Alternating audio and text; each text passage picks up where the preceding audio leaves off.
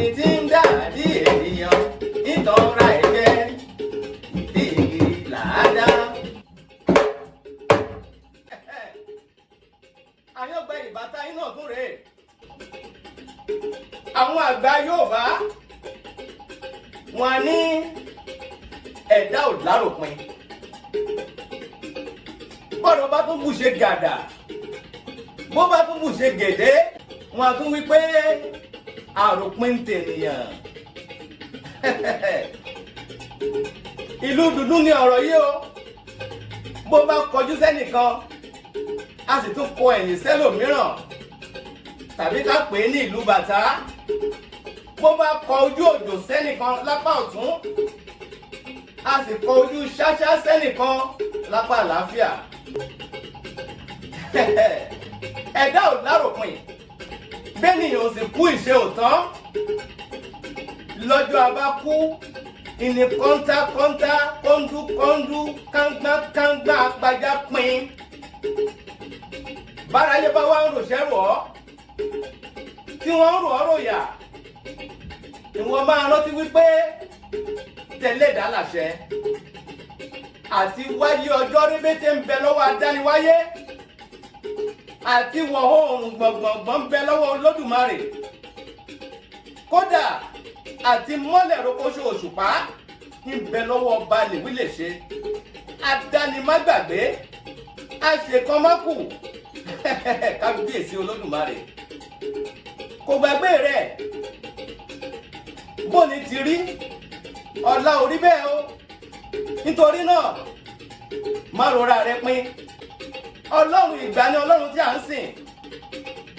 Ìgbà òní, ìgbà ọ̀la àti ìgbà ọ̀túnla.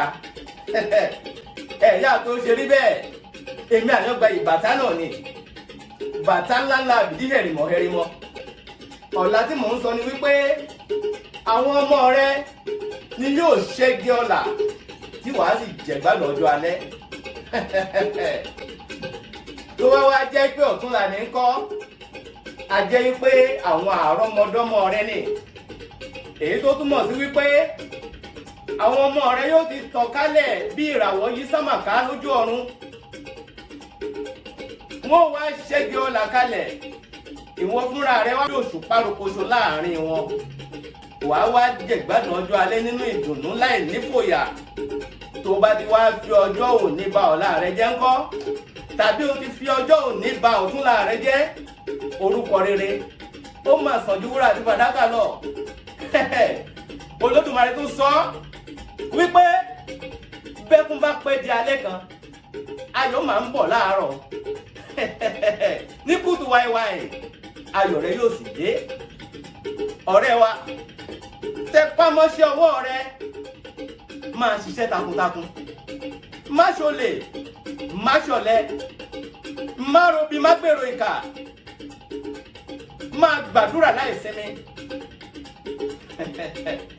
ṣé kí n tún fi kún fún ọ máa ṣe rere nítorí wípé nípò oṣù ilẹ̀ṣẹ̀ hù. lẹ́yìn eléyìí máa yin Ọlọ́run nígbà gbogbo.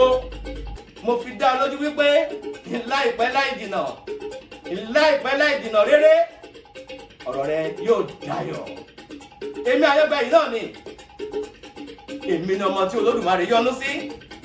bàtà ńlá abìdí fẹ̀ǹfẹ̀fẹ̀ǹfẹ̀ hẹ̀rìmọ̀ kàbàtà àfìlùkọ́mọ nílùú àfìlùkọ́mọ lédè àfìlùkọ́mọ lọ́rọ̀ àfìlùkọ́mọ níjó. I love you so much. I love you so much. And I love you so much.